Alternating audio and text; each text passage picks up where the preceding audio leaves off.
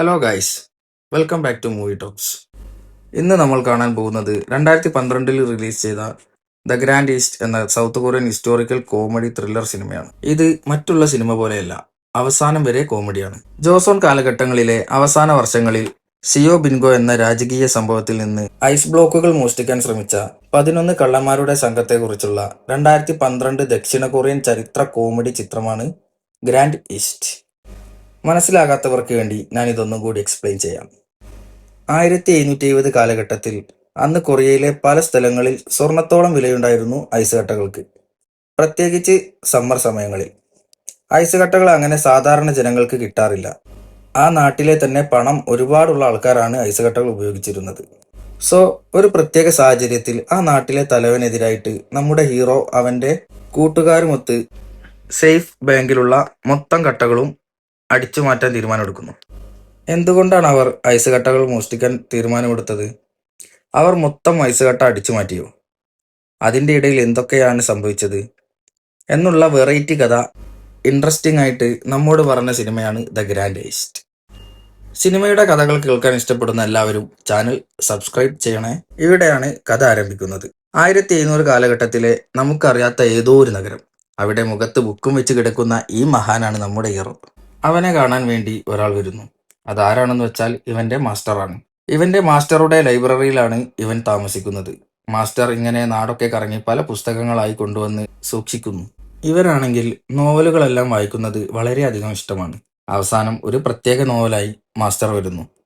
അങ്ങനെ കിട്ടിയ പുസ്തകം വായിച്ചു കൊണ്ടിരിക്കുമ്പോൾ മാസ്റ്റർ പറയും, ഇംഗ്ലീഷ് നാട്ടിൽ നിന്ന് ഒരു പ്രത്യേക പുസ്തകം കിട്ടിയിട്ടുണ്ട്. എന്താണത്? ഇത് കേട്ടയുടനെ അവൻ അത് എടുത്തു വായിക്കാനുള്ള ത്വര കൂടുന്നു. ഉടനടി മാസ്റ്ററുടെ പാൻറ്റൂരി അവൻ അത് എടുത്തു വായിക്കുന്നു. ബെല്ലൈക്കൺ അടിക്കാൻ മറക്കല്ലേ. അത് വായിച്ചിരിക്കുമ്പോൾ ആ തെരുവിലേക്ക് ഒരു സുന്ദരിയായ യുവതി മന്ദം മന്ദം നടന്നു വരികയാണ്. ഇവൻ ആ പാൻറ്റും എടുത്ത് മാസ്റ്ററെ തുണിയില്ലാതെ തെരുവിൽ വിട്ട് ആ പെൺകുട്ടിയുടെ പുറകെ ഓടും. നമ്മുടെ ഹീറോയുടെ ലൈനാണത്. പക്ഷെ അവളുടെ ഊരേതാണെന്നോ വീടേതാണെന്നോ അവൻ അറിയില്ല. അവൾ റേഷൻ കാർഡിലുണ്ടോ എന്ന് പോലും അവൻ അറിയില്ല. അടുത്ത സീനിൽ നമ്മൾ കാണുന്നത് ഈ സിനിമയിലെ മെയിൻ സംഭവം, ഐസ് പുര. ഐസ് സൂക്ഷിക്കുന്ന ഒരു ബാങ്ക്. അതിന്റെ കാവൽപ്പട നായകനാണ് നമ്മുടെ സെക്കൻഡ് ഹീറോ. അങ്ങനെ അയാൾക്കൊരു ഇൻട്രോയും കൊടുത്തിട്ട് ആ നാട്ടിലൊരു ചന്ത കാണിക്കും. ആ ചന്തയിലേക്ക് വരും നമ്മുടെ നായിക. എന്നിട്ട് സെക്കൻഡ് ഹീറോയുടെ അടുത്ത് അവളുടെ അനാഥാലയത്തിലെ കുട്ടികൾക്ക് ചൂട് കാരണം ഒരുപാട് രോഗങ്ങൾ വരുന്നുണ്ട്, സോ ഐസ് കട്ട കിട്ടുവാണെങ്കിൽ അവർ ഹെൽത്തി ആയിരിക്കും. അങ്ങനെ ഐസ് വേണമെന്ന് പറഞ്ഞ് അവൾ ചോദിച്ചു വരുമ്പോൾ ഈ കാവൽക്കാരൻ പറയും, ഇല്ല, പറ്റില്ല, രാജാവിന്റെ അനുവാദമില്ലാതെ എനിക്ക് ഒരു ഐസ് കട്ട പോലും എടുക്കാൻ പറ്റില്ല. അങ്ങനെ നമ്മുടെ പെണ്ണ് വിഷമിച്ച് തിരിച്ചു പോകുമ്പോൾ ഇതെല്ലാം കണ്ടുകൊണ്ടിരിക്കുന്ന നമ്മുടെ ഹീറോ അവൾക്ക് കുറച്ച് ഐസ് കട്ടയെങ്കിലും കൊടുത്തു വിടടാ ചെറ്റെ എന്ന് പറഞ്ഞുകൊണ്ട് നിനക്ക് ഞാൻ കാണിച്ചു തരാമെന്ന് പറഞ്ഞിട്ട് ഒരു മുഖംമൂടിയിട്ട് കുതിരപ്പുറത്ത് വന്ന് ആൾക്കാർക്ക് കൊടുക്കാൻ വെച്ചിരുന്ന ഐസ് ചാക്കിലിട്ടിട്ട് അവളെ ചാക്കിലാക്കാൻ പോകുന്നു. പുറകെ തന്നെ കുതിരയെ എടുത്തിട്ട് നമ്മുടെ സെക്കൻഡ് ഹീറോ. രണ്ടുപേരും തമ്മിൽ ഭയങ്കര ചേസി. ഇതിൽ സെക്കൻഡ് ഹീറോയുടെ അമ്പ് കൊണ്ട് നമ്മുടെ ഹീറോയുടെ മുഖത്തുള്ള മുഖംമൂടി മാറിപ്പോവുകയും അവൻ തെറിച്ച് നിലത്ത് വീഴുകയും ചെയ്യും. ജസ്റ്റ് മിസ്സിന് രക്ഷപ്പെട്ട് അവൻ വീണ്ടും ഐസ് കട്ട എടുത്തിട്ടോടും. എന്നിട്ട് വീണ്ടും ഒരു തെരുവ്. ആ തെരുവിൽ ഒരു കൂടക്കാരന്റെ മറവിൽ പോയി ഒളിച്ചു നിൽക്കും. കൂടക്കാരൻ തെറിയും പറഞ്ഞ് അവനെ പറ്റിച്ച് മാറിപ്പോകുമ്പോൾ നമ്മുടെ സെക്കൻഡ് ഹീറോ അവനെ കണ്ടുപിടിക്കും. പിന്നെ ഓടടാ ഓട്ടം. ഓടിപ്പോകുന്ന വഴിക്ക് ഒരു ഐസ് കെട്ടും പൊട്ടി നിലത്ത് വീഴും. വീണ ഐസ് കയ്യിലെടുത്ത് തണുപ്പ് സഹിച്ച് പിന്നെയും ഓടടാ ഓട്ടം. ഒരു ഘട്ടത്തിൽ ഐസ് മുളയിൽ വീഴുമ്പോൾ അതിനുമേൽ കയറി നിന്ന് അവൻ തെന്നിപ്പോകും. ഒരു പിച്ചക്കാരൻ ഐസ് നക്കിയെടുക്കാൻ നേരം അവന്റെ കയ്യിൽ നിന്ന് ഐസ് തട്ടിപ്പറിച്ച് പിന്നെയും ഓടും. സെക്കൻഡ് ഹീറോ തെരുവിന്റെ അറ്റത്ത് വരുമ്പോൾ രണ്ടുപേര് ബാഗും കൊണ്ട് പോകുന്നത് കാണാം. ഹീറോ ആണെങ്കിൽ ഒരു കൈതേനെയും പിടിച്ച് അതിന്റെ പുറത്ത് കയറി രക്ഷപ്പെടാൻ നോക്കുമ്പോൾ ആ കൈത ഒരു കൈതയാണ്. അത് നടക്കുന്നതിനും മെല്ലെ ഓടുകയുള്ളൂ. അതിൽ നിന്നിറങ്ങി വീണ്ടും ഓർഡർ ഔട്ട്. അവസാനം പിടിക്കപ്പെടും.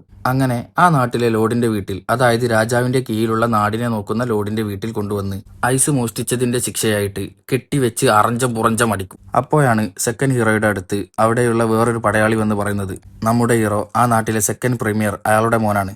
അതായത് രാജകുടുംബത്തിൽ തന്നെ പെട്ട ഒരു വൈസ് പ്രീമിയറുടെ മോനാണ്. പക്ഷെ നേരെ പഠിക്കാത്തത് കൊണ്ട് അവന് കാര്യമായ ജോലിയൊന്നുമില്ല, ഭരണകാര്യങ്ങളിൽ കൂട്ടിയിട്ടുമില്ല. അടുത്ത സീനിൽ നമ്മുടെ ഹീറോയിന്റെ അടുത്ത് വരുന്ന സെക്കൻഡ് ഹീറോ. ഈ സെക്കൻഡ് ഹീറോ ആരാണെന്ന് വെച്ചാൽ നമ്മുടെ ഹീറോയിന്റെ ചേട്ടനാണ്. അവന്റെ കയ്യിൽ ആ കുട്ടികൾക്ക് വേണ്ടിയുള്ള ഐസ് കട്ടകൾ കൊണ്ടുവന്ന് കൊടുക്കുന്നു. സംഭവം, നമ്മുടെ സെക്കൻഡ് ഹീറോ നല്ലൊരു മനസ്സിന്റെ ഉടമയാണ്. നമ്മുടെ സെക്കൻഡ് ഹീറോ രാജാവിന്റെ ഓർഡർ ഒന്നും തെറ്റിക്കില്ല. അതുകൊണ്ടാണ് അവൻ നേരത്തെ ഐസ് കൊടുക്കാതിരുന്നത്. പക്ഷെ ഇപ്പോ അവന്റെ പങ്ക് കൊണ്ടുവന്ന് അവർക്ക് കൊടുക്കുന്നു. അങ്ങനെ കൊടുത്തിട്ട് നോക്കുമ്പോഴാണ് അവിടുത്തെ കുട്ടികൾ ഓൾറെഡി ഐസ് തിന്നുകൊണ്ടിരിക്കുന്നത് കാണുന്നത്. നല്ല പൂക്കിയായിട്ടുള്ള പിള്ളേര്, നിങ്ങളെപ്പോലെ. ഇത് ആരാ കൊടുത്തത് എന്ന് ചോദിക്കുമ്പോൾ നമ്മുടെ ഹീറോയിൻ ഒരു ഡ്രോയിങ്സ് എടുത്ത് കാണിക്കുന്നു. അത് നമ്മുടെ ഹീറോയുടെ പടമായിരുന്നു. അപ്പോഴാണ് സെക്കൻഡ് ഹീറോക്ക് ആ അമളി പറ്റിയത് മനസ്സിലായത്. ഇവനെ പിടിക്കാൻ വരുന്ന ഗ്യാപ്പിൽ ചാക്ക് അവന്റെ മാസ്റ്ററുടെ കയ്യിലേക്ക് കൊടുത്തു വിട്ടിരുന്നു. അടുത്ത സീനിൽ നമ്മുടെ ഹീറോയ്ക്ക് അടി കിട്ടിയ സീനാണ്. മാസ്റ്റർ നടുമ്പുറത്ത് മരുന്ന് തേച്ച് കൊടുക്കുമ്പോൾ അവൻ അലറിക്കരയുന്നു. അപ്പോൾ മാസ്റ്റർ പറയുന്നു, ഇത് പ്രത്യേകം വെസ്റ്റിൽ നിന്ന് കൊണ്ടുവന്ന ഇംഗ്ലീഷ് മരുന്നാണ്. എത്രയും പെട്ടെന്ന് നിന്റെ ആസനത്തിലെ മുറിവൊക്കെ മാറും. നെതർലാൻഡിൽ നിന്ന് കിട്ടിയ പുസ്തകമാണെന്ന് പറഞ്ഞ് ആ മരുന്നിന്റെ പുസ്തകം അവന് കാണിച്ചു കൊടുക്കും. ആ ബുക്ക് മുഴുവൻ ഇംഗ്ലീഷ് ആയിരിക്കും. നിനക്കിതെങ്ങനെ മനസ്സിലായെന്ന് ചോദിക്കുമ്പോൾ അവന്റെ മാസ്റ്റർ പറയും, എന്തിനത് വായിക്കണം? അതിൽ ചിത്രങ്ങളില്ലേ, ഞാൻ അത് കണ്ടു പഠിച്ചതാന്ന് പറയും. പെട്ടെന്ന് നമ്മുടെ ഹീറോയുടെ വേദനയൊക്കെ പോയി. എന്താ സംഭവിക്കുന്നത് എന്ന് മനസ്സിലായില്ല എന്ന് പറയും. മാസ്റ്റർ വീണ്ടും കുറച്ചുകൂടി മരുന്നെടുത്ത് തേക്കാമെന്ന് പറഞ്ഞിട്ട് മരുന്നെടുത്ത് അവന്റെ നിതംബത്തിൽ അപ്ലൈ ചെയ്യുമ്പോൾ അപ്പോഴാണ് ആ പുസ്തകം കാണിക്കുന്നത്. Art of torture. ടോർച്ചർ ചെയ്യാനുള്ള മരുന്നാണത്. അതെടുത്തിട്ടാണ് മണ്ടന്മാർ വേദനക്കാണെന്ന് പറഞ്ഞിട്ട് തേക്കുന്നത്. അടുത്ത നിമിഷം തന്നെ നമ്മുടെ ഹീറോ ബോധം കെട്ട് വീഴുന്നു. അവിടുന്ന് ബ്ലാക്ക് ഔട്ട് ചെയ്ത് 6 മാസം കഴിഞ്ഞു. ഇനി വിന്റർ സീസൺ ആണ്. Winter is coming. So winter സമയത്താണ് ഇവർ ആ നാടിന് വേണ്ടി ആവശ്യമുള്ള ഐസ് കട്ടകൾ സ്റ്റോർ ചെയ്യുന്നത്. സോ രാജാവിന്റെ മുന്നിൽ വെച്ച് അവർ പ്രതിജ്ഞ ചെയ്ത് ഐസ് കട്ടകളൊക്കെ നല്ല രീതിയിൽ സ്റ്റോർ ആവാൻ വേണ്ടി പ്രാർത്ഥിക്കും. അത് കഴിഞ്ഞ് ലോഡുമാരൊക്കെ ഒരുമിച്ചിരുന്ന് രാജാവിന്റെ മകനെ കുറ്റം പറഞ്ഞിരിക്കും. ഈ ടീമിൽ പെട്ടവന്മാരാണ് ഈ നാട്ടിലുള്ള ലോഡുമാർ. ഇവന്മാർ ഇപ്പോൾ ചെയ്യുന്നത് എന്തെന്ന് വെച്ചാൽ രാജാവിനെ കുമ്പിടുത്തി ഈ നാട്ടിൽ കിട്ടുന്ന ആദായം ഇവർ അടിച്ചു മാറ്റിക്കൊണ്ടിരിക്കുകയാണ്. മണ്ടനായ രാജാവിന് ഇതൊന്നും അറിയില്ല. ഇതിലൊരു മെയിൻ ലോഡുണ്ട്. അവനാണ് ഈ കഥയിലെ വില്ലൻ. അവനാണെങ്കിൽ എങ്ങനെയെങ്കിലും രാജാവിന്റെ പേരമകനെ തട്ടിയിട്ട് ഇവന്റെ മകനെ രാജാവാക്കണമെന്നാണ് ആഗ്രഹം. ഇതിന് കൂട്ടു നിൽക്കാൻ ഈ ലോഡുമാരും. അപ്പൊ പുറത്ത് രാജാവ് നമ്മുടെ സെക്കൻഡ് ഹീറോയെയും അവന്റെ ആൾക്കാരോട് കൂടി രാജാവ് ആജ്ഞ കൽപ്പിക്കുകയാണ്. ഈ നാട്ടിൽ ആരും തന്നെ ലോഡുമാരോ സേവനക്കാരോ ഐസ് കട്ടകൾ പേഴ്സണൽ യൂസിന് എടുക്കാൻ പാടില്ല. അത് നാടിന്റെ ആദായമാണ്. ജനങ്ങൾക്ക് ആവശ്യമുള്ളപ്പോൾ ശരിയായ രീതിയിൽ അത് എത്തിച്ചു കൊടുക്കണം. ഇതൊന്നും വില്ലൻ ഇഷ്ടമാവുന്നില്ല. നെക്സ്റ്റ് സീനിൽ നമ്മുടെ ഹീറോയെ കാണാൻ വേണ്ടി അവന്റെ ഗ്രാൻഡ് മാസ്റ്റർ വീണ്ടും വരും. പുതിയ വേഷത്തിൽ. ഇത്തവണ നീ എനിക്ക് എന്താ കൊണ്ടുവന്നേക്കുന്നേ, കാണിച്ചു താ എന്ന് പറഞ്ഞ് അവൻ മാസ്റ്ററുടെ തുണിയൊക്കെ വലിച്ചയച്ചു നോക്കും. അപ്പോ അകത്ത് ഇംഗ്ലീഷുകാരുടെ ഡ്രസ്. നീ ശരിക്കും നെതർലാൻഡ് വരെ പോയോ എന്ന് ചോദിക്കുമ്പോൾ മാസ്റ്റർ പറയും, എനിക്കെങ്ങനെയാടാ നെതർലാൻഡ് വരെ പോകാൻ പറ്റുക? ഞാൻ ഒരു ഈജിപ്തുകാരനെ കണ്ടുമുട്ടി, അയാൾ തന്നതാണ് ഈ ഡ്രസ്സ്. ഇത് മാത്രമല്ല കുറച്ച് ഫോട്ടോസും കൂടി ഉണ്ടെന്ന് പറഞ്ഞ് അവൻ നെതർലാൻഡിലെ ഫോട്ടോസ് ഇവന് കാണിച്ചു കൊടുക്കും. എന്നിട്ട് പറയും, അവിടുത്തെ ഗേൾസ് പാല് പോലെ വെളുത്ത നിറമുള്ളവരും ആപ്പിൾ പോലെ ചുവന്ന ചുണ്ടുകളും എന്നിങ്ങനെ മാസ്റ്റർ വർണ്ണിച്ചു കൊണ്ടിരിക്കുമ്പോൾ ഹീറോ ചോദിക്കും, ഇതെന്താ ഫ്രൂട്ട്സ് കടയോ? അടുത്ത സീനിൽ ഐസ് കട്ടകൾ മുറിച്ചെടുക്കുന്ന സ്ഥലം. അവിടെ നിന്നാണ് അവർ സ്റ്റോർ ചെയ്യാനുള്ള ഐസ് കട്ടകൾ എടുക്കുന്നത്. അപ്പോൾ ജോലി ചെയ്യുന്ന ഒരു വയസ്സായ മനുഷ്യൻ. അയാളുടെ കാലിന് സാരമായ പരിക്കേറ്റിട്ടുണ്ട്. പക്ഷെ അതൊന്നും ശ്രദ്ധിക്കാതെ അവിടുത്തെ ലോഡുമാരുടെ അസിസ്റ്റൻസ് അവരെ പണിയെടുപ്പിക്കുന്നുണ്ടാകും. സോ ഇതിന് എതിർപ്പായിട്ട് ജോലി ചെയ്യുന്ന ആൾക്കാർ തന്നെ ആ സേവകരോട് പോയി പറയും, രാജാവ് പറഞ്ഞിട്ടുണ്ട് നിർബന്ധിച്ചാരെ കൊണ്ടും ഐസ് മേനിയിൽ നടത്തിക്കാൻ പാടില്ല എന്ന്. എന്നിട്ട് എന്ത് ധൈര്യത്തിലാണ് നീ ആ വയസ്സായ മനുഷ്യനെ കൊണ്ട് ഈ പണിയെടുപ്പിക്കുന്നത്? ഇത് കേൾക്കുമ്പോൾ ആ സേവകൻ, ഇവന്മാർക്ക് ജോലി ചെയ്യാൻ ഒരുപാട് ബുദ്ധിമുട്ടാണ്, സോ അവന്മാരെ സഹായിക്കണമെന്ന് പറഞ്ഞ് അവന്റെ ആൾക്കാരെ കൊണ്ട് അവിടെ ജോലി ചെയ്യുന്ന എല്ലാവരെയും പിടിച്ചടിക്കുന്നു. പണിക്കാരെ അടിച്ചുകൊണ്ടിരിക്കുന്നത് കാണുന്ന നമ്മുടെ സെക്കൻഡ് ഹീറോ സേവകരുടെ ആൾക്കാരെ പിടിച്ച് തിരിച്ചടിച്ച് ഓടിക്കുന്നു. എന്നിട്ട് നിങ്ങൾക്കാരെ ഈ കൊടും ക്രൂരത ചെയ്യാൻ അനുമതി തന്നതെന്ന് അവൻ ദേഷ്യത്തോടെ ചോദിക്കും. അടുത്ത സീനിൽ നമ്മുടെ വില്ലൻ ലോഡ് കൂടെ കുറെ ശിങ്കടികളുമുണ്ട്. വൈകിട്ട് എല്ലാവരും ഒരുമിച്ച് ഫുഡ് കഴിച്ചുകൊണ്ടിരിക്കുമ്പോൾ ഈ ശിങ്കടികളിൽ ഒരുത്തൻ പറയും, നമ്മുടെ ഹീറോയിന്റെ അച്ഛനില്ലേ, അയാൾ നമ്മൾ ചെയ്യുന്ന തോന്നിയാസങ്ങൾക്കൊക്കെ എതിരായിട്ട് ഓരോ മുദ്രാവാക്യങ്ങളും പറഞ്ഞുകൊണ്ടുവരുന്നുണ്ട്. അപ്പോ എന്തെങ്കിലും ചെയ്ത് അവനെ നിർത്തണം. മാത്രമല്ല സെക്കൻഡ് ഹീറോ തൊഴിലാളികളെ കൊണ്ട് ഓവറായി പണിയെടുപ്പിക്കാൻ സമ്മതിക്കുന്നില്ല. അവരെ രണ്ടുപേരെയും ഒതുക്കണം. അപ്പോ വില്ലൻ പറയും, നിങ്ങൾ നിങ്ങളുടെ കാര്യം നോക്കിക്കോ, അവരുടെ കാര്യം ഞാൻ നോക്കിക്കോളാം. അങ്ങനെ ശിങ്കടികൾ പോയി കഴിഞ്ഞ് വില്ലനോട് അവന്റെ മെയിൻ വലങ്കൈ നമ്മുടെ ഹീറോയുടെ അച്ഛനെയും സെക്കൻഡ് ഹീറോയെയും ഒതുക്കാനുള്ള ഐഡിയ പറഞ്ഞു കൊടുക്കുന്നു. അത് കഴിഞ്ഞ് പിറ്റേന്ന് നമ്മുടെ ഹീറോയും മാസ്റ്ററും കൂടി കള്ള് ഷാപ്പിൽ വന്ന് കള്ള് കുടിച്ചു കൊണ്ടിരിക്കുമ്പോൾ, മദ്യപാനം ആരോഗ്യത്തിന് ഹാനികരമാണ്. നമ്മുടെ മാസ്റ്റർ, ഞാൻ ഇംഗ്ലീഷുകാരുടെ കയ്യിൽ നിന്ന് ഒരു കാര്യം പഠിച്ചു, കൈ ഇങ്ങനെ ചുരുട്ടി വെച്ചാൽ ഓക്കെ എന്നാണ് അർത്ഥം. ഓക്കെ എന്ന് വെച്ചാൽ എല്ലാം ശരിയായി എന്നാണ് അർത്ഥം. അങ്ങനെ ഹീറോ ഓക്കെയും പഠിച്ച് അവര് രണ്ടുപേരും ലൈബ്രറിയിലേക്ക് പോകുന്നു. അടുത്ത സീനിൽ നമ്മുടെ സെക്കൻഡ് ഹീറോ അവൻ അവന്റെ ആൾക്കാരെയും കൊണ്ട് ഐസുഗനിയിൽ കാര്യമായിട്ട് പണിയെടുക്കുകയായിരിക്കും. അതേ സമയത്ത് ഇവിടെ ഫസ്റ്റ് ഹീറോ അവനും മാസ്റ്ററും അടിച്ച് പൂക്കുറ്റിയായിട്ട് ലൈബ്രറിയിൽ വന്ന് കിടക്കും. അടുത്ത നിമിഷം നമ്മുടെ ലോഡിന്റെ പടയാളികൾ അവരുടെ പുസ്തകമാണെന്ന് പറഞ്ഞു. നിങ്ങൾ രണ്ടുപേരും കൂടി അടിച്ചു മാറ്റിയെന്ന് പറഞ്ഞുകൊണ്ട് ഇവരെ അറസ്റ്റ് ചെയ്തു കൊണ്ടുപോകുന്നു. അതേസമയം ഇവിടെ നമ്മുടെ സെക്കൻഡ് ഹീറോ അവനും അവന്റെ ആൾക്കാരും കൂടി ഐസ് എടുത്തുകൊണ്ടിരിക്കുമ്പോൾ ആ മൈതാനത്തിലേക്ക് ഒരു മിസൈൽ വന്ന് പതിക്കുന്നു. ഇവന് ആരാ വിടുന്നത് എന്നറിയാൻ വേണ്ടി ആ മൈതാനത്തിന്റെ അറ്റത്തേക്ക് ഓടിപ്പോയി നോക്കുമ്പോൾ ഒരു 5 പേര് ആ ഐസ് പാളിയുടെ അറ്റത്ത് നിൽക്കുന്നത് കാണാം. ഇവൻ വാളെടുത്ത് അവരുടെ അടുത്തേക്ക് ഓടി. അതിലൊരു വെള്ളമുടിക്കാരൻ. അവൻ ചുറ്റിയടിക്കുന്ന ഒരു ആയുധമായിട്ട് 360 ഡിഗ്രിയിൽ നമ്മുടെ സെക്കൻഡ് ഹീറോയെ അറ്റാക്ക് ചെയ്യുന്നു. ആ സമയം വെള്ളമുടിക്കാരന്റെ കൂടെയുള്ളവന്മാർ വീണ്ടും വീണ്ടും മിസൈൽ ലോഞ്ച് ചെയ്യുന്നു. അതൊരു ഉറഞ്ഞ തടാകമായിരുന്നു. ആ ഉറഞ്ഞ തടാകം പൊട്ടിപ്പാളിസാവാൻ തുടങ്ങി. ഇത് കണ്ട് പരിഭ്രാന്തനായി നമ്മുടെ സെക്കൻഡ് ഹീറോ അവന്റെ ആൾക്കാരുടെ അടുത്തേക്ക് ഓടും. അപ്പോഴേക്കും ആ മിസൈലുകളെല്ലാം അവിടെ വന്ന് പതിച്ചിരുന്നു. ഐസ് പാളിയും പൊട്ടി നമ്മുടെ സെക്കൻഡ് ഹീറോയുടെ ആൾക്കാരൊക്കെ അവിടെ അവിടെ തന്നെ വെള്ളത്തിൽ മുങ്ങി മരിക്കും. അടുത്ത സീനിൽ നമ്മുടെ സെക്കൻഡ് ഹീറോയെ അറസ്റ്റ് ചെയ്തിട്ട് അവനെയും കൊണ്ടുവന്ന് നമ്മുടെ ഹീറോയുടെ അടുത്ത സെല്ലിൽ പൂട്ടിയിടുന്നു. ഞാൻ എന്ത് തെറ്റാണ് ചെയ്തത്? നീ രാജാവിനെ പറ്റിച്ച് ആൾക്കാരെയും കൊന്ന് ഐസ് കട്ടകൾ തട്ടിയെടുക്കാൻ നോക്കി. അതാണ് നിന്റെ മേലുള്ള കുറ്റം. അപ്പോ അവൻ പറയും, അത് ഞാനല്ല, അത് ഏതോ ഒരു വെള്ളപ്പാറ്റെ പോലുള്ള ഒരുത്തനാണ്. അവന്റെ മുഖം ഞാൻ കണ്ടില്ല. അവൻ പറഞ്ഞതൊന്നും അവർ കേൾക്കാൻ കൂട്ടാക്കിയില്ല. ഇത് കണ്ട് അടിച്ച് കവട്ടയായ നമ്മുടെ ഹീറോ സെക്കൻഡ് ഹീറോ കേൾക്കെ മാസ്റ്ററോട് പറയും, അല്ലയോ മാസ്റ്റർ, ഐസ് ബ്ലോക്ക് മുഴുവൻ ജയിലിലേക്ക് മാറ്റിയോ? ഇത് കേട്ട് കുരു പൊട്ടിയ നമ്മുടെ സെക്കൻഡ് ഹീറോ സെല്ല് കുത്തി പൊളിക്കാൻ നോക്കുകയാണ്. എടാ മണ്ട, അത് ഐസ് ബ്ലോക്ക് അല്ല, ഇരുമ്പോ അതിലാ. നീ ദേഷ്യപ്പെടണ്ട, ഞാൻ വെറുതെ പറഞ്ഞതാ, അത് നീ വിട്ടേക്ക്. അങ്ങനെ ഇരിക്കുമ്പോ നമ്മുടെ മെയിൻ ഹീറോയുടെ അച്ഛൻ അവനെ കാണാൻ വരും. അദ്ദേഹം രാജകുടുംബത്തിൽപ്പെട്ട ആളാണ്. ഞാൻ കേട്ടതെല്ലാം സത്യമാണ്, നീ തെറ്റ് ചെയ്തിട്ടുണ്ടോ? അപ്പൊ അവൻ പറയും, എന്റെ അമ്മയാണ് സത്യം, ഞാൻ തെറ്റൊന്നും ചെയ്തിട്ടില്ല, എനിക്ക് അതിനെ കുറിച്ചൊന്നും അറിയില്ല അച്ഛാ. ഇത് കേട്ട അവന്റെ അച്ഛൻ നേരെ ലോഡിനെ കാണാൻ പോവുകയും ഇതേ സമയം ലോഡിന്റെ ശിങ്കിടികൾ ഹീറോയെയും മാസ്റ്ററെയും മൃഗീയമായി മരം കൊണ്ട് കാലിന്റെ ഇടയിൽ ഇറുക്കുകയും അവരോട് കുറ്റമേൽക്കാൻ നിർബന്ധിക്കുകയും ചെയ്യുന്നു. അടുത്ത സീനിൽ ഹീറോയുടെ അച്ഛൻ ലോഡിനെ ചെന്ന് കാണുകയും, നീ എന്തിനാണ് ഇതൊക്കെ ചെയ്യുന്നതെന്ന് എനിക്കറിയാം, മതിയാക്ക്, എന്റെ മകനെ വെറുതെ വിട് എന്ന് പറയും. അപ്പോ ഇല്ല, അവനെ വെറുതെ വിടണമെങ്കിൽ നീ അറസ്റ്റിലാവണം. അങ്ങനെ ബ്ലാക്ക് ഔട്ടായി നമ്മുടെ ഹീറോയുടെ മാസ്റ്റർ അവരുടെ ക്രൂരത സഹിക്കവയ്യാതെ നമ്മുടെ ഹീറോയുടെ മുഖത്തേക്ക് അവസാനമായി ഒരു നോക്ക് നോക്കി മരിച്ചു വീഴുന്നു. മാസ്റ്ററുടെ മരണം കൺമുന്നിൽ വെച്ച് കണ്ട നമ്മുടെ ഹീറോ പൊട്ടിക്കരയുന്നു. ആ സമയം ലോഡിന്റെ ശിങ്കിടികൾ അവന്റെ കെട്ടയച്ചു വിടുകയും അവനോട് ഇറങ്ങിപ്പോവാൻ പറയുകയും ചെയ്തു.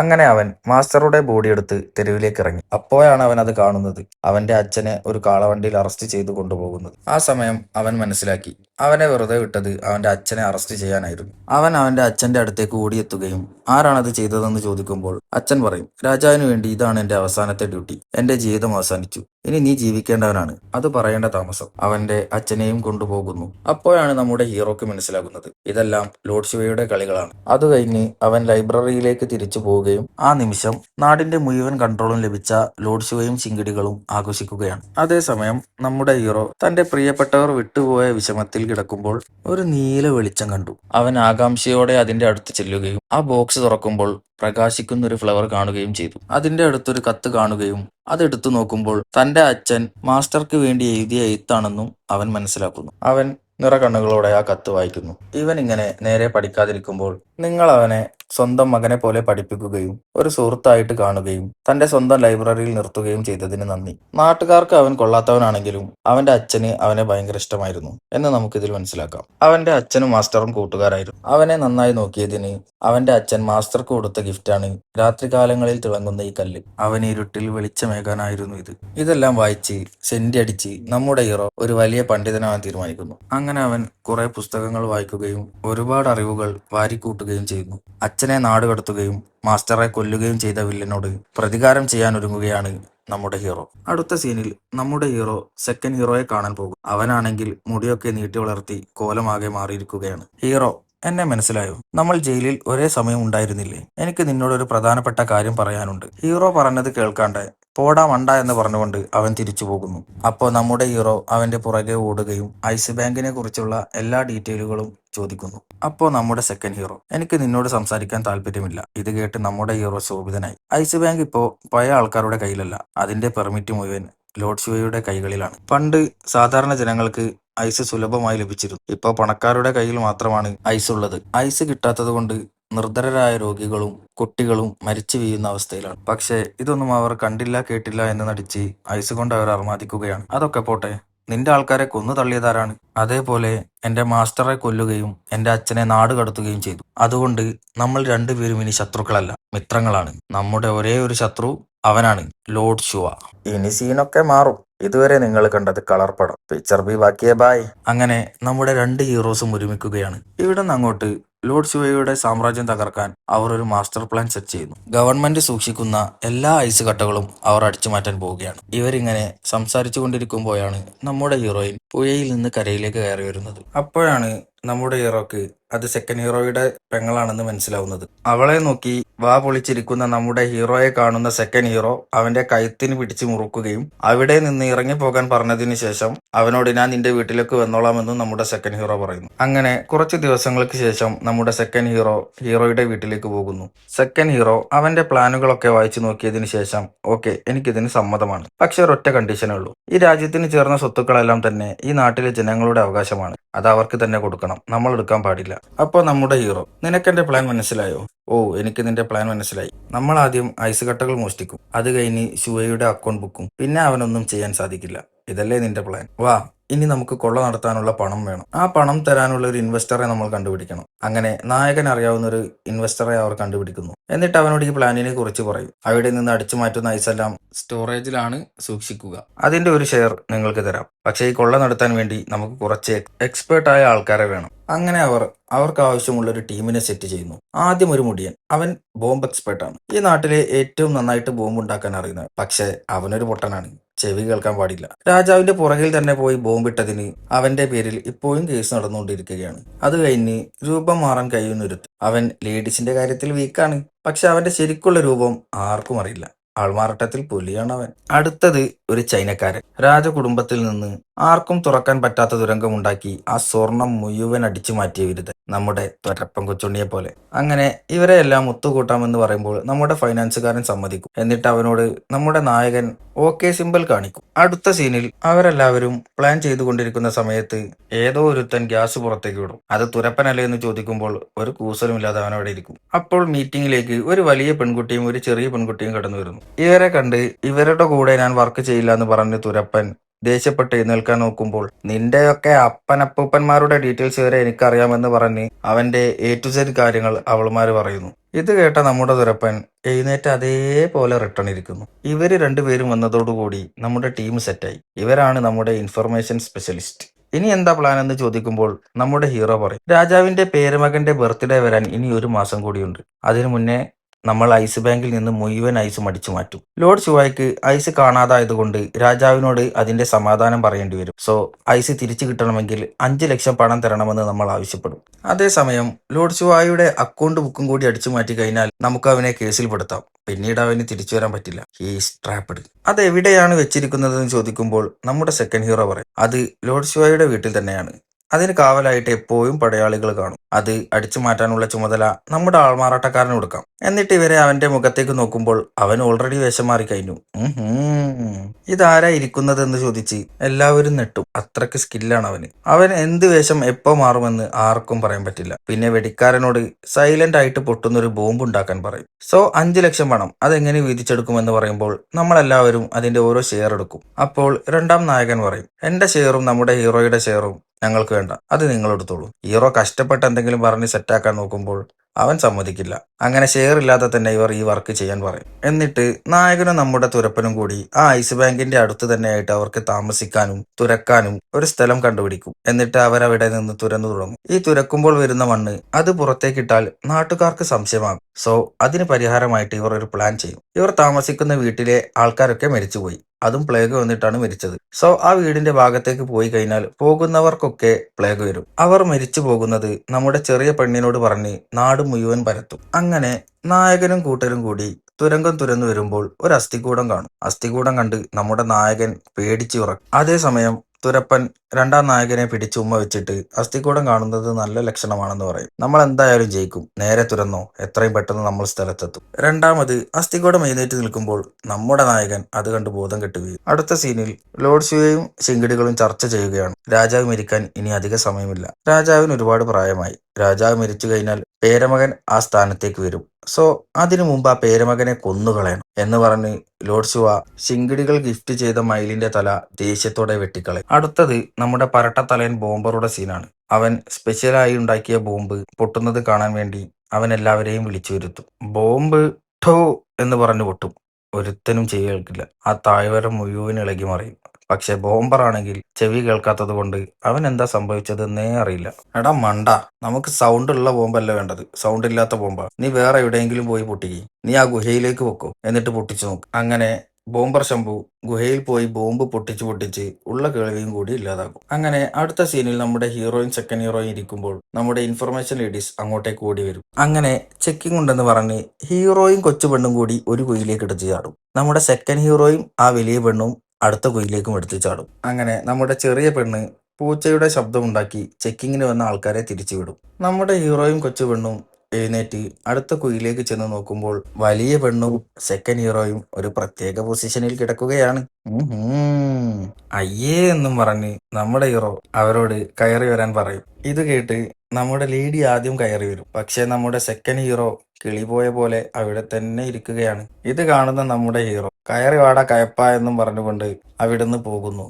അത് കഴിഞ്ഞ് നമ്മുടെ തുരപ്പൻ കൊച്ചുണ്ണിയുടെ സീനാണ്. ആ ഐസ് ബ്ലോക്കിന്റെ ബ്ലൂ പ്രിന്റ് കിട്ടാണ്ട് അവന് തുറക്കാൻ പറ്റില്ലെന്ന് പറയുന്നു. നമ്മുടെ ദൗത്യം ഏറ്റെടുത്ത സെക്കൻഡ് ഹീറോ ലോർഡ് ഷോയുടെ വീട്ടിലേക്ക് പോകുന്നു. അവിടെ എത്തിയ നമ്മുടെ സെക്കൻഡ് ഹീറോ കാണുന്നത് നമ്മുടെ രാജാവിന്റെ കൊച്ചുമകനെ കൊല്ലാൻ പോകുന്ന അസാസിനെയാണ്. സെക്കൻഡ് ഹീറോ ഒരു ഓടെടുത്ത് അസാസിന് നേരെ എറിയുന്നു. അസാസിൻ ഓടിന് മുകളിലൂടെ ഓടി രക്ഷപ്പെടാൻ നോക്കുമ്പോൾ നമ്മുടെ സെക്കൻഡ് ഹീറോയും അവന്റെ പുറകെ ഓടുന്നു. ഈ സമയം അവിടെയുള്ള ആൾക്കാരെല്ലാം അലേർട്ടാവുന്നു. ഓടുന്ന ഓട്ടത്തിൽ നമ്മുടെ സെക്കൻഡ് ഹീറോ അവന്റെ വെള്ള തലമുടി കാണും. അത് അവന്റെ ആൾക്കാരെ കൊന്ന അതേ ആള് തന്നെയാണ്. ഈ സമയം കൊണ്ട് അവൻ ഓടി രക്ഷപ്പെട്ടു. അടുത്ത സീൻ നമ്മുടെ ആൾമാറാട്ടക്കാരന്റെയാണ്. അവനാണെങ്കിൽ ലോർഡ് ശിവായുടെ സെറ്റപ്പിനെ വളച്ച് ആ കഥ നമ്മുടെ കൂടെയുള്ളവരോട് പറഞ്ഞു കൊടുക്കും. അവളൊരു പാവാടാ, പ്യുവർ ബേബി, എനിക്ക് വേണ്ടി അവൾ എന്തും ചെയ്യും. അപ്പോൾ നമ്മുടെ സെക്കൻഡ് ഹീറോ അങ്ങോട്ടേക്ക് തിരിച്ചു വരും. ബ്ലൂ പ്രിന്റ് കിട്ടിയോ എന്ന് ചോദിക്കുമ്പോൾ ഇല്ല, പോയ കാര്യം നടന്നില്ല, രാജാവിന്റെ പേരമകനെ ആരോ കൊല്ലാൻ ശ്രമിച്ചു. ഇവൻ പെട്ടെന്ന് നമ്മുടെ ആൾമാറാട്ടക്കാരനെ കണ്ടു നെട്ടും. ഇതേതാടാ ഇവൻ? അവൻ പറയും, ഞാൻ നിങ്ങളുടെ തന്നെ ആളാണ്. ഇവരെങ്ങനെ ഒത്തുകൂടി സംസാരിക്കുമ്പോൾ പുറത്തു നിന്ന് എന്തോ ഒരു ശബ്ദം കേൾക്കും. ഇവർ ലൈറ്റ് അടിച്ച് പുറത്തു പോയി നോക്കുമ്പോൾ അവിടെ ഒരു കൊച്ചു പയ്യൻ ഒളിച്ചു നിൽക്കുന്നുണ്ടാവും. ഇവർ ആ പയ്യനെയും പിടിച്ച് നീ ആരാടാ എന്ന് ചോദിക്കുമ്പോൾ അവൻ പറയും, ഞാൻ ഈ നാട്ടിലെ പയ്യനാണ്. ഇവിടെ എന്തോ ഒരു ചുറ്റിക്കളി നടക്കുന്നുണ്ടെന്നറിഞ്ഞ് വന്നതാണ് ഞാൻ. അങ്ങനെ ഇനി ഇവനെ പുറത്തേക്ക് വിട്ടാൽ നമ്മൾ സേഫ് അല്ല എന്ന് മനസ്സിലാക്കി അവനെ ഇവരുടെ കൂടെ കൂട്ടി ടെന്റിൽ വെക്കുന്നു. ബ്ലാക്ക് ഔട്ടായി നമ്മുടെ വില്ലൻ ശിവയോട് ഒരു സേവകൻ വന്ന് പറയും, നമ്മുടെ രാജാവിന്റെ പേരമകൻ ഇന്നലെ ആരോ കൊല്ലാൻ നോക്കി. അപ്പോ വില്ലൻ ശിവ പറയും, അത് വല്ല പട്ടിയോ പൂച്ചയോ ആയിരിക്കും, അല്ലാതെ മറ്റൊന്നുമല്ല. അങ്ങനെ തുരപ്പൻ തുരന്ന് ഐസ് ബാങ്കിന്റെ അടിവരെ എത്തി. പക്ഷേ ഐസ് കട്ട എടുക്കണമെങ്കിൽ ബ്ലൂ പ്രിന്റ് അത്യാവശ്യമായിരുന്നു. അതവൻ സെക്കൻഡ് ഹീറോയോട് ചോദിക്കുന്നു. മാപ്പ് കിട്ടിയില്ല എന്ന് സെക്കൻഡ് ഹീറോ പറയുന്നു. ഇത് കേട്ട നമ്മുടെ ആ കൊച്ചു പയ്യൻ ഇപ്പോ ജീവിച്ചിരിക്കുന്നത് രാജാവിന്റെ മകനല്ല, കൊച്ചുമകനാണ്. മകൻ മരിച്ചു പോയതാണ്. അയാൾ മരിക്കുന്നതിന് മുന്നേ ആയിട്ട് ആ ഐസ് ബാങ്കിൽ എന്തൊക്കെയോ മാറ്റങ്ങൾ വരുത്തിയിട്ടുണ്ട്. സോ മാറ്റങ്ങൾ വരുത്തിയ ബ്ലൂ പ്രിന്റ് ഇപ്പോഴും പഴയൊരു അമ്പലത്തിലെ പൂജാരിയുടെ കയ്യിലുണ്ട്. അവരത് അടിച്ചു മാറ്റാൻ തീരുമാനിക്കുന്നു. അങ്ങനെ പൂജാരിയെയും പറ്റിച്ച് നമ്മുടെ ഹീറോയും സെക്കൻഡ് ഹീറോയും ബ്ലൂ പ്രിന്റ് അടിച്ചു മാറ്റി. അവരുടെ കയ്യിൽ നിന്ന് രക്ഷപ്പെട്ടവർ ബ്ലൂ പ്രിന്റ് ടെന്റിൽ വെച്ച് ചെക്ക് ചെയ്യും. ഐസ് ബാങ്കിൽ മൊത്തം 8 മുറികളാണുള്ളത്. അതിൽ ഐസ് എടുത്തെടുത്ത് ചടങ്ങ് നടക്കുന്ന സമയത്ത് അത് 6ാമത്തെ മുറിയിലായിരിക്കും ഉണ്ടാവുക. അങ്ങനെ ബ്ലൂ പ്രിന്റ് കണ്ട് സംശയം തോന്നിയ നമ്മുടെ ഹീറോ അതെടുത്ത് സൺലൈറ്റിന്റെ വെളിച്ചത്തിൽ നോക്കുന്നു. അപ്പോ ആ 8 മുറി അല്ലാതെ ഒരു ചെറിയ മുറി കൂടി ഉണ്ടെന്ന് അവന് മനസ്സിലായി. സോ ആ മുറികളിൽ എന്താണുള്ളതെന്ന് അറിയാൻ വേണ്ടി അവനാൽ ലേഡീസ് ഇൻഫർമേറ്റീവ്സിനെ പറഞ്ഞുവിടുന്നു. അടുത്ത സീനിൽ ശിവ അവന്റെ സേവകരോട് ഐസിന്റെ വിലയൊക്കെ 30% വീണ്ടും കൂട്ടാൻ പറയും. അപ്പോൾ അവൻ പറയും, അങ്ങനെ ചെയ്താൽ നാട്ടുകാർക്ക് അത് മനസ്സിലാവില്ലേ എന്ന് ചോദിക്കുമ്പോൾ ഇയാൾ ഒരു അക്കൗണ്ട് ബുക്ക് കാണിച്ചിട്ട് ഈ പുസ്തകം നമ്മുടെ കയ്യിലുണ്ടെങ്കിൽ പിന്നെ നാട്ടുകാർക്കൊന്നും ചെയ്യാൻ പറ്റില്ല. ഇത് നമ്മുടെ കയ്യിൽ നിന്ന് നഷ്ടപ്പെട്ടാൽ മാത്രമേ നമുക്ക് പ്രശ്നമുള്ളൂ. അങ്ങനെ സേനാധിപകൻ പുറത്തേക്ക് വരുമ്പോൾ ഏതോ ഒരുത്തൻ അവിടെ തറ തുടയ്ക്കുന്നുണ്ടാവും. സേവകൻ അവനോട് നീ ഏതാടാ ചള്ള് ചെക്ക എന്ന് ചോദിക്കുമ്പോൾ അവൻ പറയും, എന്റെ പേര് ഹോസ്പു, ഞാൻ പുതിയ ആളാണ്. നമ്മുടെ സേനക്ക് അവനെ സംശയം തോന്നിയില്ല. സേന പോയി കഴിയുമ്പോൾ അവൻ ആ മുറി ഫുള്ള് ചെക്ക് ചെയ്യും. അപ്പോ പുറകീന്ന് നമ്മുടെ ശുവയുടെ സെറ്റപ്പ്. അവൾ മണി കിലുക്കി ഇവനെ വിളിക്കും. ഇവരാണെങ്കിൽ ഇപ്പൊ ഒരു റൗണ്ട് കഴിഞ്ഞതേ ഉള്ളൂ, അടുത്തതിന് അവനെ കൊണ്ട് കഴിയില്ല. അവിടുന്ന് ബ്ലാക്ക് ഔട്ടായി നമ്മുടെ ഹീറോയും സെക്കൻഡ് ഹീറോയിനും ഒരു മ്യൂസീഷ്യന്റെ അടുത്തേക്ക് പോകുന്നു. അയാൾക്ക് ഈ നാട്ടിലെ എല്ലാ സീക്രട്സും അറിയാം. പക്ഷെ അവിടെ ഒരു പ്രശ്നമുണ്ട്, ഇയാൾക്ക് നേരിട്ട് സംസാരിക്കാൻ കഴിയില്ല. ഏതെങ്കിലും ഒരു മ്യൂസിക് ഇൻസ്ട്രുമെന്റ്സ് വഴിയേ ഇയാൾക്ക് സംസാരിക്കാൻ സാധിക്കുകയുള്ളൂ. അങ്ങനെ ലേഡി അയാളുമായി കമ്മ്യൂണിക്കേറ്റ് ചെയ്ത് വിവരങ്ങളെല്ലാം ചോർത്തിയെടുക്കും. ആ സമയത്ത് നമ്മുടെ ഹീറോ സൗണ്ട് ഉണ്ടാക്കുകയും അവരെ പിടിച്ച് കിണറ്റിലേക്ക് ഇടുകയും ചെയ്യുന്നു. ആ കിണറ്റിൽ നിന്ന് ഒരു വിധത്തിൽ അവർ രക്ഷപ്പെടുന്നു. ഈ സമയം കൊണ്ട് സെക്കൻഡ് ഹീറോയിൻ ഒരുപാട് ഇൻഫർമേഷൻസ് കണ്ടെത്തിയിരുന്നു. മരിച്ചുപോയ രാജാവിന്റെ മകനെ ചൈനക്കാർ തട്ടിക്കൊണ്ടുപോയിരുന്നു. 8 വർഷമാണ് അവൻ അവിടെ തടവിൽ കഴിഞ്ഞത്. അങ്ങനെ അവനെ തിരിച്ചെടുക്കാൻ വേണ്ടി രാജാവിന് പണം അത്യാവശ്യമായിരുന്നു. അയാൾ ജനങ്ങളിൽ നിന്ന് ഒരുപാട് പൈസ പിടിച്ചെടുത്തു. എന്നിട്ട് അയാൾ മരിക്കുന്നതിന് മുമ്പ് ആ പണമെല്ലാം സ്വർണമായിട്ട് ഇയാൾ തിരിച്ചു കൊടുത്തുകൊണ്ട് ഇവൻ ഗോൾഡ് ആണെന്ന് അവർ മനസ്സിലാക്കി. ആ ഗോൾഡും കൂടി അടിച്ചു മാറ്റിയാലോ എന്ന് അവർ ചോദിക്കുമ്പോൾ നമ്മുടെ സെക്കൻഡ് ഹീറോ, ഇതിനാണോ ഇവിടെ ഒരുമിച്ച് കൂടിയിരിക്കുന്നത്? ഗോൾഡ് അടിച്ചു മാറ്റാനാണെങ്കിൽ ഞാൻ നിങ്ങളുടെ കൂടെ ഇല്ല എന്ന് പറഞ്ഞ് അവൻ ഇറങ്ങിപ്പോകും. അടുത്ത സീനിൽ ബോംബ് പൊട്ടിച്ചു തളർന്ന നമ്മുടെ ബോംബർ മലയുടെ മുകളിൽ ഒരു നീല വെളിച്ചം കാണും. അപ്പോഴാണ് അവനത് ഓർമ്മ വരുന്നത്. അവൻ പെട്ടെന്ന് തന്നെ നമ്മുടെ കൊച്ചു പയ്യനെ വിളിച്ചു വരുത്തി മൂത്രപ്പുരയിൽ പോയി അവിടെയുള്ള മൂത്രമെല്ലാം കളക്ട് ചെയ്തു വരാൻ പറയും. അവൻ അത് കളക്ട് ചെയ്യുന്ന സമയത്ത് അവനെ അവരുടെ കൂട്ടുകാർ കളിയാക്കുകയും ചെയ്യുന്നു. അങ്ങനെ ആ കൊച്ചു പയ്യൻ യൂറിനുമായി ബോംബറുടെ അടുത്തേക്ക് ചെല്ലുന്നു. അങ്ങനെ പാചകം ചെയ്ത് ഡ്രൈ ആക്കിയ യൂറിനിലെ സാൾട്ട് എടുത്ത് നമ്മുടെ ബോംബർ അത് ടേസ്റ്റ് ചെയ്ത് നോക്കും. അങ്ങനെ അത് ഓക്കെ എന്ന് പറഞ്ഞ് നമ്മുടെ ബോംബർ അത് വേറെ എന്തൊക്കെയോ മെഷീനിലേക്ക് ഇട്ട് അതൊരു മെഴുകു പോലെ ആക്കിയെടുക്കും. ആ മെഴുകെടുത്ത് പുറത്ത് വെക്കുമ്പോൾ തന്നെ അത് കത്തി ജ്വലിക്കാൻ തുടങ്ങും. ഇതാണ് അവനുണ്ടാക്കിയ പുതിയ സൈലന്റ് ബോംബ്. അതേസമയം നമ്മുടെ ആൾമാറാട്ടക്കാരൻ സേനാധിപകന്റെ കയ്യിൽ നിന്ന് അക്കൗണ്ട് ബുക്ക് ഇരിക്കുന്ന റൂം കീയുടെ അച്ച് അവൻ നൈസായിട്ട് ഇങ്ങോട്ട് ചാമ്പും. അങ്ങനെ നമ്മുടെ ബോംബർ പുതിയ ബോംബ് കണ്ടെത്തിയെന്ന് പറഞ്ഞ് അവരുടെ അടുത്തേക്ക് ഓടി വരുന്നു. അപ്പോഴേക്കും അവന്റെ കവട്ടയിലെ തുണിയെല്ലാം കത്തിക്കരിഞ്ഞിരുന്നു. കൂടെയുള്ള കൊച്ചു പയ്യന്റെ പിരികവും കത്തിക്കരിഞ്ഞിരിക്കുന്നു. അവിടുന്ന് ബ്ലാക്ക് ഔട്ടായി നമ്മുടെ സെക്കൻഡ് ഹീറോ വില്ലനുമായി നേരിട്ട് ഫൈറ്റ് ചെയ്യാൻ പോവുകയാണ്. അങ്ങനെ ആ ഫൈറ്റിനിടയ്ക്ക് അവന് നേരെ ശുവ വെടി ഉയർത്തുന്നു. അങ്ങനെ വെടികൊണ്ട സെക്കൻഡ് ഹീറോയെ ഒരു കുതിരവണ്ടി എടുത്ത് പറന്നു വന്ന് നമ്മുടെ ഹീറോ കൂട്ടിക്കൊണ്ടു പോകുന്നു. അങ്ങനെ നമ്മുടെ ഹീറോ സെക്കൻഡ് ഹീറോയ്ക്ക് മരുന്ന് വെച്ചു കൊടുക്കാമെന്ന് പറയുമ്പോൾ, വേണ്ട, നീ മരുന്ന് വെക്കണ്ട, നീ ഒരു കള്ളനാണ്, നിന്റെ കൂടെ ഞാൻ ഒന്നിനുമില്ല എന്ന് പറഞ്ഞ് സെക്കൻഡ് ഹീറോ അവിടെ നിന്ന് ഇറങ്ങിപ്പോകുന്നു. സങ്കടപ്പെട്ടിരിക്കുന്ന നമ്മുടെ ഹീറോ അവന്റെ അച്ഛൻ കൊടുത്ത ആ കല്ലിലേക്ക് നോക്കിയിരിക്കുന്നു. പിറ്റേ ദിവസം തന്നെ അവൻ അച്ഛനെ കാണാൻ പോകുന്നു. അവന്റെ അച്ഛൻ അതിർത്തിയിൽ അപായമണി കത്തിക്കാനുള്ള വിറക് ശേഖരിക്കുന്ന പണിയിലാണ്. അവന്റെ അച്ഛനെ കണ്ട് അച്ഛൻ ഈ ഗതി വന്നല്ലോ എന്ന് ആലോചിച്ചിരിക്കുമ്പോൾ അവന്റെ അച്ഛൻ പറയും, നീ എന്തൊക്കെയോ പ്ലാൻ ചെയ്യുന്നുണ്ട്, അത് ശരിയാണെന്ന് തോന്നിയാൽ നീ ധൈര്യമായിട്ട് അത് ചെയ്തോ. അങ്ങനെ അടുത്ത സീനിൽ തുരപ്പം കൊച്ചുണ്ണി എവിടെയാണ് ഹോൾ ഇടേണ്ടത് എന്ന് അറിയാതെ വിഷമിച്ചിരിക്കുമ്പോൾ നമ്മുടെ സെക്കൻഡ് ഹീറോ കടന്നു വരും.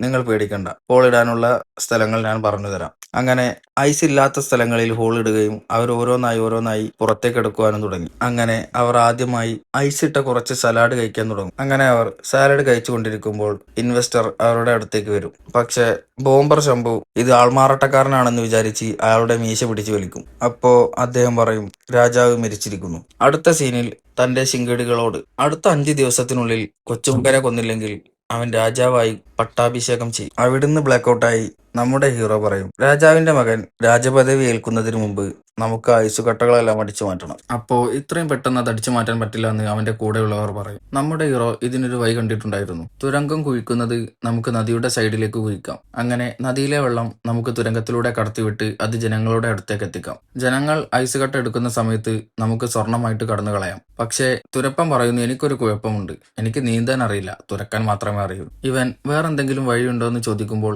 നമ്മുടെ ഹീറോ പറയും, അതെ, നമുക്കതിനൊരു വഴിയുണ്ട്, നമ്മുടെ കയ്യിൽ ഒരു പ്രൊഫഷണൽ ആളുണ്ട്, അത് നമ്മുടെ ഹീറോയിൻ ആയിരുന്നു. അവളുടെ എഫേർട്ട് കണ്ടിട്ട് നമ്മുടെ ഹീറോയ്ക്ക് അച്ഛൻ കൊടുത്ത ആ തിളങ്ങുന്ന കല്ല് അത് അവൻ അവൾക്ക് കൊടുക്കുന്നു. നീ നീന്തി വരുന്ന സമയത്ത് അവിടെ ഇരുട്ടാണെങ്കിൽ നിനക്കത് ഉപകാരപ്പെടുമെന്നും പറയുന്നു. അടുത്ത സീനിൽ നമ്മുടെ ടീം മൊത്തം ഐസ് കട്ടകൾ അടിച്ചു മാറ്റുന്ന സമയം നമ്മുടെ ലോഡിന്റെ സേവകർ ഐസ് കട്ടകൾ ചെക്ക് ചെയ്യാൻ വരും. ഈ സേവകൻ വരുന്ന സമയത്ത് നമ്മുടെ ടീം മൊത്തം മിണ്ടാതിരിക്കും. ഇവർ തുരങ്കം കുഴിച്ച് അവസാനം വെള്ളം കണ്ടിരിക്കുന്നു. ഇതേ സമയം നമ്മുടെ ആൾമാറാട്ടക്കാരൻ ലൈബ്രറി ചെക്ക് ചെയ്ത് അവൻ ആ അക്കൗണ്ട് ബുക്ക് കണ്ടുപിടിക്കും. അപ്പോഴേക്കും അവന്റെ മൂക്കിൽ നിന്ന് ബ്ലഡ് വരുന്നത് നമുക്ക് കാണാം. ലോർഡ് ഷുവയുടെ സെറ്റപ്പ് അവനെന്തോ പണി കൊടുത്തിരിക്കുന്നു. അവൻ ആ അക്കൗണ്ട് ബുക്ക് എടുത്ത് ഓടിപ്പോകും. അത് ലോർഡ് ഷുവയുടെ സെറ്റപ്പ് കാണുന്നുണ്ട്. അടുത്ത സീനിൽ നമ്മുടെ നായിക സ്വിമ്മിംഗ് സ്യൂട്ട് ഇട്ട് വരുന്നത് നമുക്ക് കാണാം. ലോർഡ് ഷുവയുടെ സെറ്റപ്പ് നമ്മുടെ ആൾമാറാട്ടക്കാരനെ ഒറ്റി. അവൻ എന്തൊക്കെയോ തട്ടിപ്പുണ്ടെന്നും അവനെ ഫോളോ ചെയ്തു പോകണമെന്നും പറഞ്ഞു. അവൻ പാർക്കുന്ന സ്ഥലം കാണിച്ചു കൊടുത്ത് അവിടേക്കൊരു സേവകനെ പറഞ്ഞയച്ചു. അവൻ അവിടെ നിന്ന് അവരുടെ എല്ലാ പ്ലാനും മനസ്സിലായി.